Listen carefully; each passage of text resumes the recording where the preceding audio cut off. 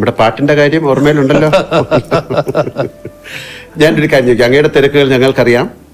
ഒരു ദിവസത്തേക്ക് അങ്ങേ ആരും തിരിച്ചറിയില്ലെന്നും മുഖ്യമന്ത്രി അല്ലെന്നും കരുതുക. കേരളത്തിലെ ഏത് സ്ഥലത്ത് പോയി സമാധാനമായിരുന്ന് ഒരു ചായ കുടിക്കാനാണ് അങ്ങ് ആഗ്രഹിക്കുന്നത്?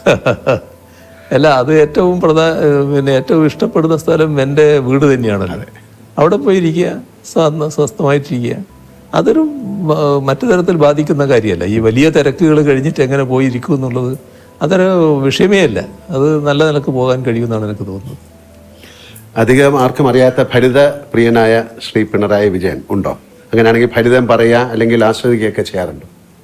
ഫലിതമായിട്ട് എൻ്റെ അടുത്തൊന്നും അധികം വരാറുണ്ടോ എന്നറിയില്ല. എന്നാൽ ഫലിതം ആസ്വദിക്കാറുണ്ട്. നല്ല നിലക്ക് നമ്മുടെ സുഹൃത്തുക്കളൊക്കെ ഇരിക്കുമ്പം പല ഫലിതങ്ങളും പറയുമല്ലോ, അതൊക്കെ നല്ല നിലക്ക് ആസ്വദിക്കാറുണ്ട്.